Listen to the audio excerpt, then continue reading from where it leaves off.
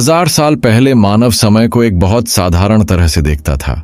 उसे लगता था कि जितना समय उसने अपने घर या गांव में बिताया है, उतना ही समय पूरे ब्रह्मांड में भी वैसे ही बीतेगा। लेकिन ब्रह्मांड में ऐसा नहीं होता है। समय एब्सोल्यूट नहीं है, बल्कि रिलेटिव है, यानी हर जगह वो अलग अलग गति से चलता है। कहीं समय बहुत धीरे चलता है तो कहीं इतनी तेजी से कि हमारी समझ से बाहर हो जाता है। कुछ जगहों पर समय लगभग रुक जाता है तो कुछ जगहों पर वह हमसे भी तेज बीतता है। इसे ऐसे समझिए कि किसी चींटी या मक्खी का पूरा जीवन सिर्फ कुछ घंटे का होता है। इन चंद घंटों में ही वो पैदा होती है, जीवन जीती है, बच्चे पैदा करती है और मर जाती है। अब इसी जीवन चक्र को अगर मानव जीवन से कंपेयर करें तो एक इंसान को यही चक्र पूरा करने में करीब 80 साल लगते हैं। इसे करीब 120 साल पहले इस रहस्य से पर्दा उठाया महान वैज्ञानिक अल्बर्ट आइंस्टीन ने। उन्होंने अपनी स्पेशल थियरी ऑफ रिलेटिविटी में बताया कि समय जो हमें हर जगह एक जैसा लगता है, असल में स्पीड और ग्रेविटी पर निर्भर करता है। जितनी ज्यादा आपकी स्पीड होगी, आपके लिए समय उतना धीमा हो जाएगा, और जितनी ज्यादा ग्रेविटी किसी ऑब्जेक्ट की होगी और जितना करीब आप उसके होंगे, आपके लिए समय उतना ही धीमा बीतेगा। यहां तक कि ऐसा भी हो सकता है कि यहां बिताया गया 1 मिनट धरती पर बीते 1000 साल के बराबर हो। तो अब सवाल यह है कि आखिर ब्रह्मांड में ऐसा क्यों है? क्यों समय हर जगह एक जैसा नहीं रह सकता? क्या ऐसी कोई लिमिट या स्पीड है जहां जाकर समय ठहर जाता है? और क्या समय को हम कभी सच में महसूस कर सकते हैं, या फिर समय एक ऐसा रहस्य है जिसे हम कभी पूरी तरह समझ नहीं पाएंगे? तो दोस्तों, इन्हीं सवालों को जानने के लिए इस वीडियो को मेरे साथ बैठकर पूरा देखिए। यह वीडियो आपकी समय की धारणा को पूरी तरह बदल कर रख देगा। तो चलिए अब शुरू करते हैं टाइम के उस सफर को जो सबके लिए अलग है। साल 1905 में जब आइंस्टीन ने स्पेशल थ्योरी ऑफ रिलेटिविटी का पेपर प्रकाशित किया तो दुनिया को पहली बार पता चला कि टाइम और स्पीड एक दूसरे से जुड़े हुए हैं। इस सिद्धांत के अनुसार अगर कोई चीज बहुत तेजी से स्पीड से चलती है, खासकर लाइट की स्पीड यानी 3 लाख किलोमीटर प्रति सेकंड के आसपास, तो समय उसके लिए बहुत धीमा हो जाता है, जिसे टाइम डायलेशन कहते हैं। आइंस्टीन के मुताबिक लाइट की स्पीड इस ब्रह्मांड की सबसे तेज स्पीड है। करीब करीब लाइट स्पीड पर टाइम तक ठहर जाता है। अगर आप लाइट स्पीड पर किसी भी तरह से स्पेस में ट्रैवल करें और आज आपकी उम्र 30 साल है, तो आप पूरे ब्रह्मांड का चक्कर भी लगा लें तो भी आपकी उम्र में 1 सेकंड की बढ़ोतरी नहीं होगी। आपकी उम्र एकदम वैसी की वैसी ही रहेगी, पर इस स्पीड पर केवल लाइट ही ट्रैवल कर सकती है। दूसरी कोई भी चीज जिसमें थोड़ा भी मास यानी वजन है, तो वह कभी भी इस स्पीड पर ट्रैवल नहीं कर सकती। ऐसा इसलिए क्योंकि जैसे जैसे कोई चीज तेज होती जाती है, उसका मास यानी वजन बढ़ता जाता है, और उसे गति देने के लिए अनंत ऊर्जा यानी इन्फिनाइट एनर्जी की जरूरत होती है। इस स्पीड पर अगर आप स्पेस ट्रैवल कर रहे हो और आपको 40 लाइट ईयर दूर ट्रैपिस्ट 1E पर एलियन से मिलने जाना है, तो आप वहां पहुंचोगे तब तक धरती पर 50 साल बीत चुके होंगे, और लाइट की 80% स्पीड के कारण आपके स्पेसशिप में सिर्फ 11 दिन बीते होंगे। जैसे जैसे आप लाइट स्पीड के और करीब जाओगे, टाइम डायलेशन खतरनाक तरीके से दिखाई देगा। आइए इसे एक और उदाहरण से समझते हैं। कल्पना कीजिए कि आपके पास एक ऐसा स्पेसशिप है जो कांस्टेंट एक्सेलरेशन यानी लगातार 1G के एक्सेलरेशन से चल रहा है। इस हिसाब से हर सेकंड इसकी स्पीड 10 मीटर बढ़ रही है, और अगर कोई रुकावट ना हो तो कुछ ही समय में यह लाइट स्पीड की 99%, फिर 99.99%, फिर 99.9999% तक पहुंच जाएगा। हालांकि फिजिकली कोई भी इतनी स्पीड हासिल नहीं कर सकता, लेकिन यहां हम इसे हाइपोथेटिकली मानकर चल रहे हैं।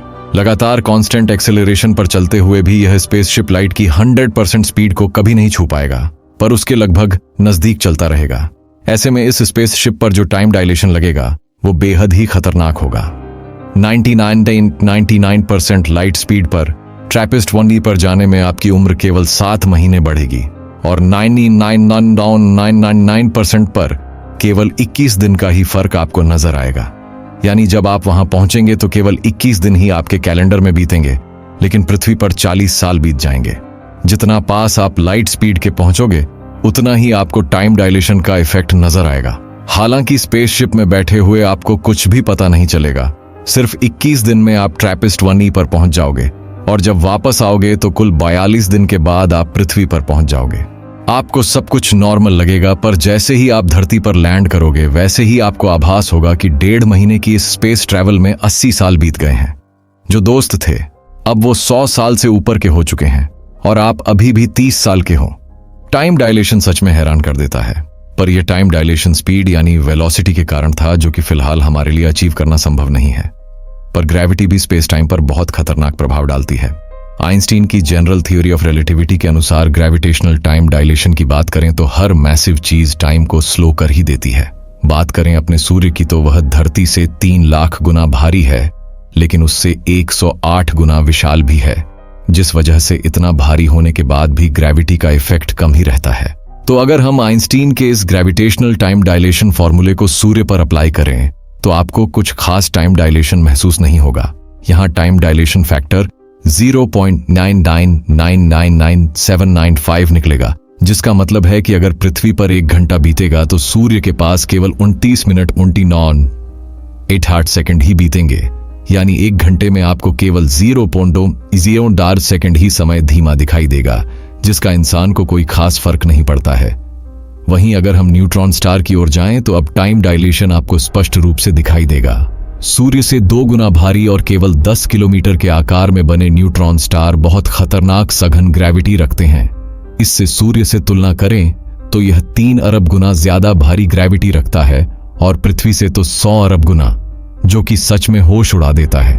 तो जाहिर है कि इतनी भयावह ग्रेविटी के बाद यहाँ टाइम डायलेशन बहुत ज्यादा महसूस होगा। यहाँ पर बताए गए 40 मिनट पृथ्वी पर 1 घंटे के बराबर होंगे। यानी अगर आप यहाँ अपने स्पेसशिप में आकर 8 साल तक ऑब्जर्वेशन करते हो तो पृथ्वी पर 10 साल बीत जाएंगे। हालांकि यह टाइम डायलेशन आपको लाइट स्पीड के नजदीक लगने वाले टाइम डायलेशन से काफी कम लगेगा, पर जैसे जैसे हम और घनी चीजों की ओर जाएंगे तो आपको और खतरनाक टाइम डायलेशन देखने को मिलेगा। अगर अब न्यूट्रॉन स्टार में और ज्यादा मास आ जाता है तो वह टॉलमैन ओपेनहाइमर वोल्कॉफ लिमिट को पार कर देता है, यानी उसमें अत्यधिक द्रव्यमान आ जाता है। तो न्यूट्रॉन स्टार कोलैप्स होकर तुरंत ही ब्लैक होल में बदल जाएगा और फिर अब शुरू होगा इन्फिनाइट ग्रेविटी का खेल। अगर आप ब्लैक होल के बस इतना पास हैं कि उसके रोटेशन के साथ उड़ पा रहे हैं तो यहां पर समय बहुत ही धीमा चलेगा। आपका 1 घंटा कई साल के बराबर हो सकता है। वहीं जैसे जैसे आप इसके और करीब जाएंगे समय और धीमा होता जाएगा। अब जैसे ही आप इवेंट होराइजन के पास पहुंचोगे तो समय एकदम रुक जाएगा।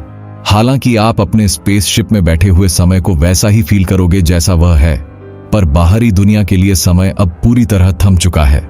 इवेंट होराइजन के पास पहुंचते ही अगर कोई पृथ्वी पर बैठा आपका दोस्त अपने विशाल टेलीस्कोप से आपको देखने की कोशिश करेगा तो उसे आपका स्पेसशिप वहीं पर अटका हुआ दिखाई देगा।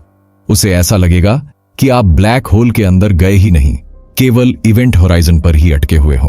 अब भले ही आपने इवेंट होराइजन के पास केवल 1 घंटा बिताया हो और वापस किसी भी तरह स्पेसशिप से पृथ्वी पर आ रहे हो, पर आपके दोस्त को पृथ्वी से आपका स्पेसशिप इवेंट होराइजन पर अटका हुआ 1000 साल तक दिखाई देगा।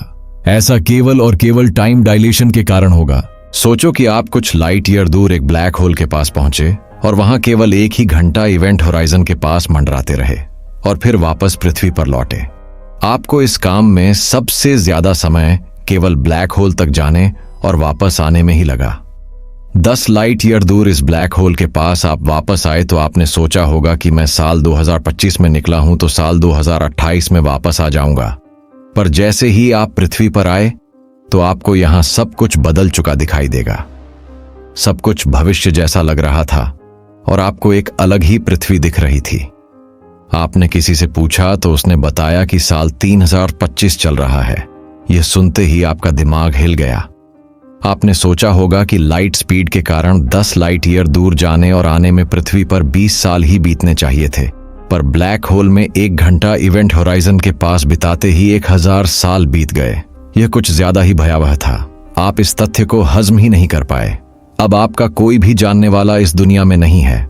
आपके लिए टाइम कुछ ऐसा है कि कल ही कुछ दिन पहले आपने किसी दोस्त से बात की और अब वापस आए तो उस दोस्त की 20वीं पीढ़ी के बच्चे पृथ्वी पर चल रहे हैं। ये सोचने में ही दिमाग हिल जाता है। टाइम डायलेशन इतना खतरनाक है कि अगर इसके इफेक्ट दिखाई देने लगें तो आप पागल तक हो सकते हैं। पर दोस्तों, जितना आसानी से थ्योरी में समझ आ रहा है, प्रैक्टिकल में यह बहुत ही मुश्किल है। हमारे पास ना तो लाइट स्पीड के 90% से तेज चलने वाली कोई टेक्नोलॉजी है और ना ही हम किसी भी ब्लैक होल के पास भटक सकते हैं। ब्लैक होल तुरंत ही हमें खींचकर अपने अंदर समा लेगा और वहां क्या होगा ये आज तक कोई नहीं जानता है। तो हम टाइम डायलेशन को अभी केवल अपनी पृथ्वी और सूर्य पर ही किसी तरह देख सकते हैं, जो कि इंसानी आंखों और समझ के सामने केवल नेग्लिजिबल है। फिलहाल दोस्तों, इस वीडियो में इतना ही। यहां हमने आइंस्टीन द्वारा बताए गए 2 तरह के टाइम डायलेशन इफेक्ट देखे। पहला, वेलोसिटी टाइम डायलेशन, जो कि लाइट स्पीड के जितना करीब जाओ तब उतना ही भयावह महसूस होता है। और दूसरा, ग्रेविटेशनल टाइम डायलेशन, जो कि ब्लैक होल के सामने महसूस होता है। ये दोनों ही एक्सट्रीम हैं जो मानव सोच को हिला देते हैं। हालांकि यह पहली बार नहीं है, हमारे ब्रह्मांड में भी इसका प्रमाण है, जिसके बारे में आपको मैंने अपनी वेबसाइट कॉस्मिक एक्सप्लोरर पर पहले भी बताया है। आप चाहें तो विजिट करके दोबारा पढ़ सकते हैं। वहां आपको ऐसे और हजारों साइंस से रिलेटेड आर्टिकल्स मिल जाएंगे जो आपको एकदम अपडेटेड रखेंगे। तो दोस्तों, मुझे दीजिए आज्ञा और इस वीडियो को जमकर लाइक और शेयर कीजिए और हमारे चैनल कॉस्मिक एक्सप्लोरर को सब्सक्राइब भी कीजिए। तो इसी के साथ अब मैं आप लोगों से मिलूंगा अगले हफ्ते एक और मजेदार वीडियो के साथ। तब तक के लिए नमस्कार, जय हिंद।